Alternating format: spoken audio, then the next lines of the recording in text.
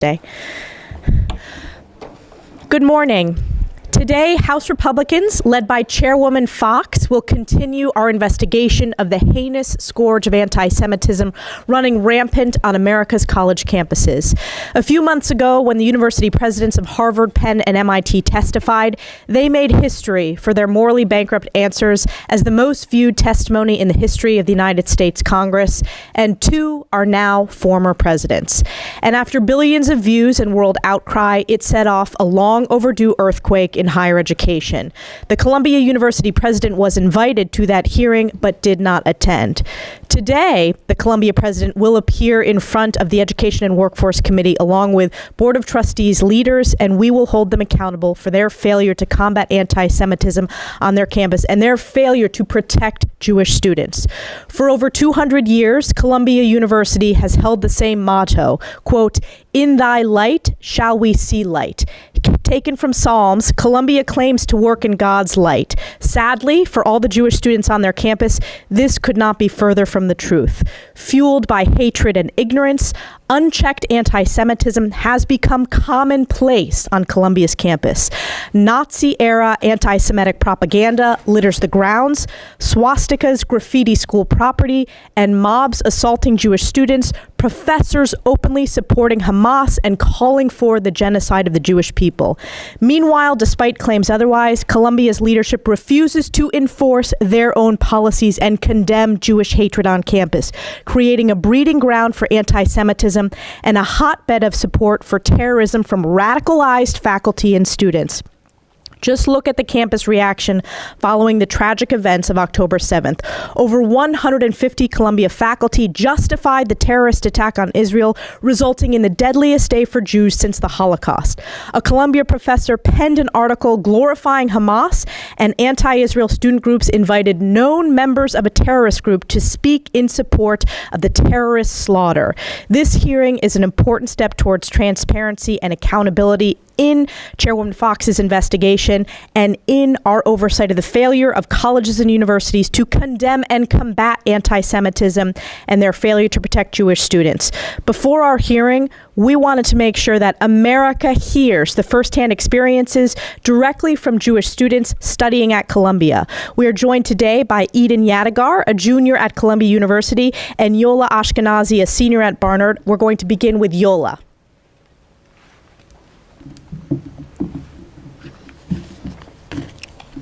Good morning. Thank you for having me. After the testimony before this group back in November regarding anti-Semitism on U.S. campuses, I couldn't imagine that almost half a year later we'd be having a similar conversation. But I appreciate the opportunity to share with you and the American people what's happening today on the Columbia University campus. My name is Yola Ashkenazi, and I'm a student at Columbia University. You've all seen the wave of hatred for Jews that has swept college campuses in the last 6 months. For Jewish students like myself, we've lived it. For most students, the college years provide an opportunity to find belonging on campus. Columbia, meanwhile, has recognized clubs that say things like, quote, "Zionists not invited," and "the Holocaust wasn't that special." There have been swastikas drawn in the International Affairs Building and in Havermeyer Hall.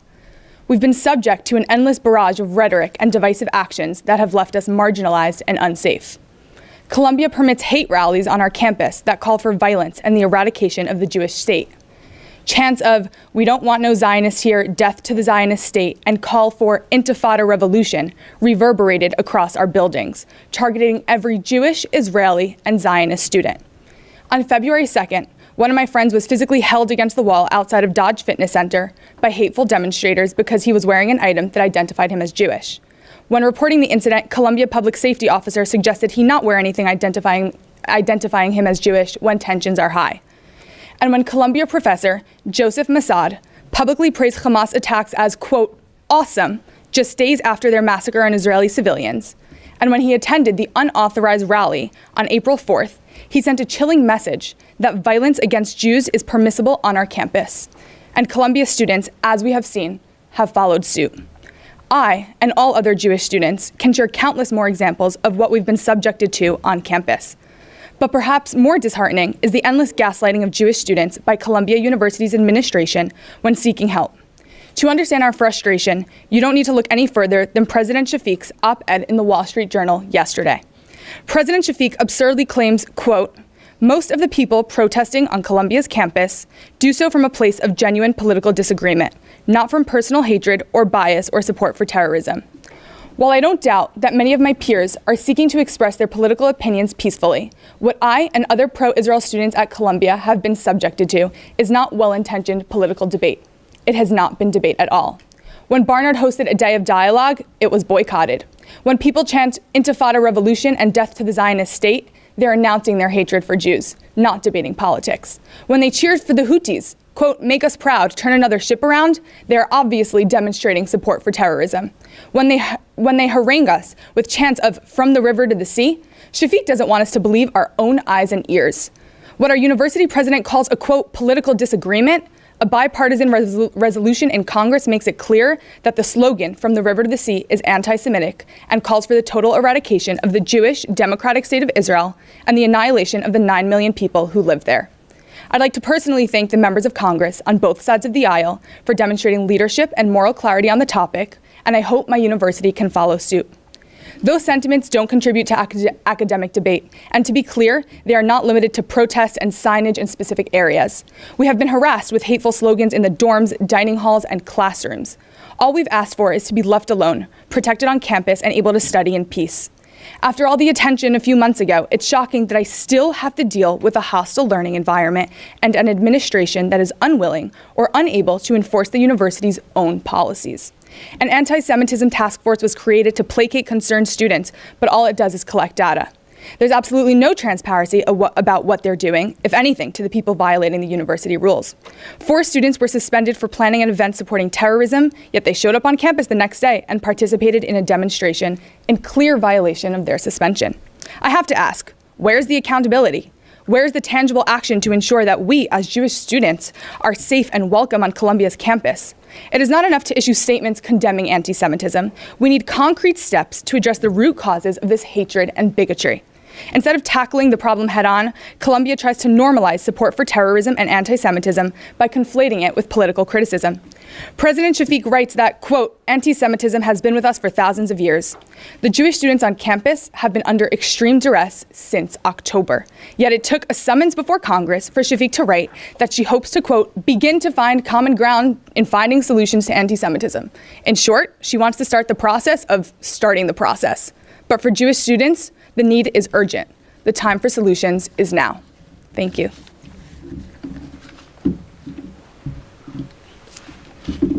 We'll now hear from Eden Yadigar.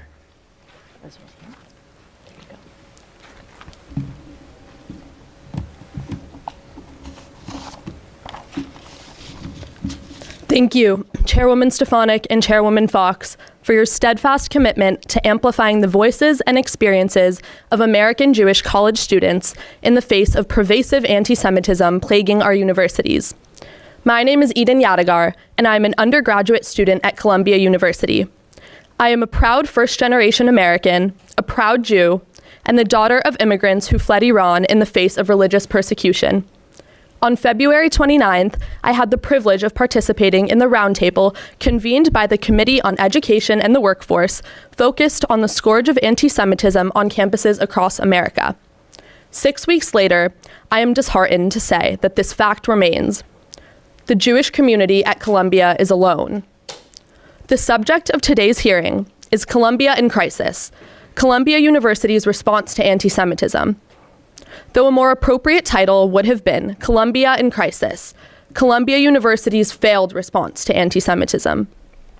In the 5 months following October 7th, the Columbia administration sat idly by as a tsunami of anti-Semitism in the forms of harassment, bullying, exclusion, intimidation, and physical violence flooded every aspect of campus life.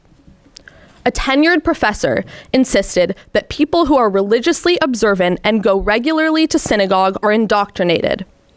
A student Star of David necklace was ripped off her neck as she walked to class.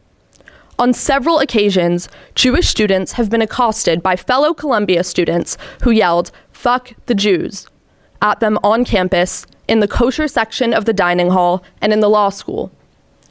Many Jewish students are too fearful to report incidents of discrimination and harassment that occur both in and out of the classroom because of how little faith they have that the university will take the necessary steps to protect them. The university's inaction has left Jewish students abandoned. Months of silence from our leadership has conditioned us to believe that the university does not care about us and will not protect us. Those in the Columbia faculty and administration that have allowed the situation to reach this point should be deeply ashamed.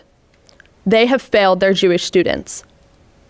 Presumably in this hearing, President Shafik will point to a handful of very recent steps taken to address the anti-Semitic campus atmosphere. These steps are necessary but not sufficient.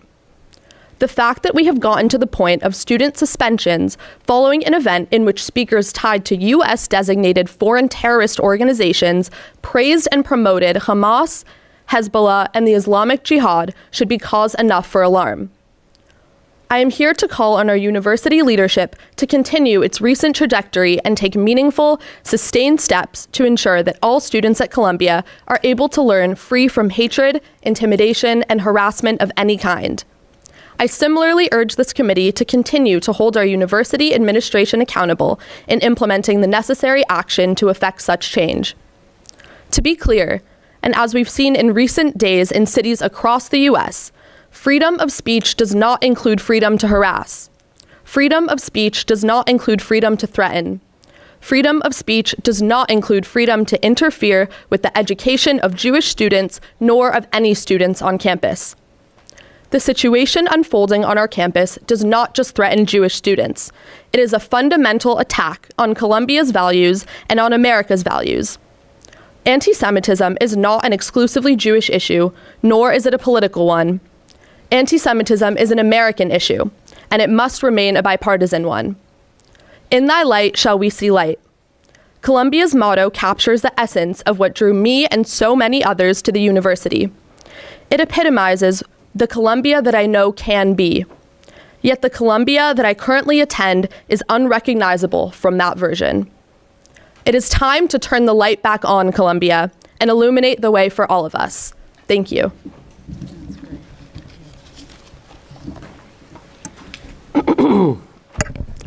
Good morning. These students who have spoken have been incredibly articulate and defining the problems that we are seeing on our campuses, and particularly at Columbia. I am so proud of them for the way they have made their statements and argued their case. They've told us, along with other students, that Jewish students, faculty, and staff live and work in fear on Columbia University's campus. While anti-Semitism has been festering on numerous college campuses, Columbia University stands out as one of the worst offenders.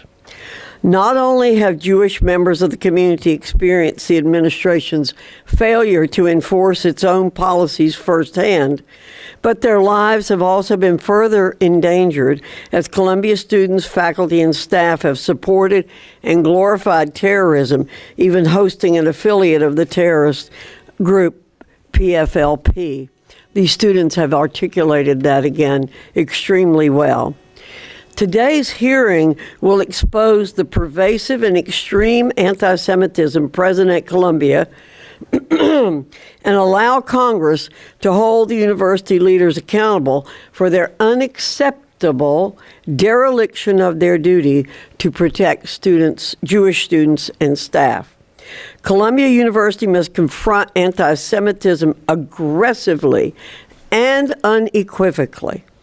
This committee will continue to hold Columbia's leaders accountable until its students are guaranteed the safe learning environment they are entitled to. Does anyone have any questions you'd like to ask? Yes. Thank you, Madam Chair and Congresswoman. This week, the University of Southern California announced that its valedictorian would no longer be able to give a speech citing security risks following some online chatter about the Israel-Hamas war. I just want to get your reaction to that, and is this something the committee may look into further? Well, I think it's up to the universities to ensure the safety of their students. That's what we have been doing in these hearings, saying, what are you doing to ensure the safety of your students? The administrations on these campuses have got to take action to do that. They collectively need to get a spine and say, we're not going to tolerate anti-Semitism, and we're not going to tolerate violence on our campuses. Yes, ma'am. Chairwoman, do you think anything has changed for the better since your December hearing with the presidents of Harvard, UPenn, and MIT? In terms of Columbia, again, I think there's a lot of talk, but we don't see much action, as the students have pointed out here today. There's activity going on the campus this morning that shouldn't be allowed. So it's very hard to measure what has been done so far. Yes, ma'am. Chairwoman, I know you talked about the suspensions for students. Are you in talks about any other repercussions, whether it's criminal charges for these students, to get them off campus? I know they're demonstrating in support of a terrorism group. Is there any other repercussions besides suspensions you're seeking? Are you asking, are we going to do anything to hold students accountable? Either the committee or if you've been in talks with local law enforcement. It's not up to this committee to be holding those students accountable. It's up to the university administrators to hold them accountable. We have to hold the administrators accountable for what they're doing or not doing. Back in the back. Dr. Fox, thanks for being here. I know that Harvard has not been particularly compliant with the committee's subpoenas, full documents. I'm wondering if that's something that you've seen from other administrations as well. Well, we're not getting good and distinct answers to the questions that we're asking, but we'll keep asking and we'll keep pushing. So we've asked specific questions. You all have the letters that we have sent out, and we're going to continue to press the schools for specific information, and we will see how that turns out. Yes, ma'am. Hi. It pays to be on the front row. What are your hopes for the outcomes of the investigations that you've launched, and is there a timeline for when we might see a report about them or any sort of resolution? What we have said from the very beginning, what not just our hope is, but what should be, is that students and faculty must feel safe they must be safe and they must feel safe on their campuses. This is all about the role of the university in terms of focusing on allowing the students to get a good education. And they're not going to be able to do that if they're distracted for fear of their lives or for fear of being accosted by someone on their campuses. That we are exercising our oversight responsibilities, and we're saying to the campus administrators, you have to keep your students safe. But is there a timeline? We'll continue to press the issue as long as we can. Thank you. One more question? Chairman, are you close to bringing any more university presidents before the committee? We haven't made a decision on that.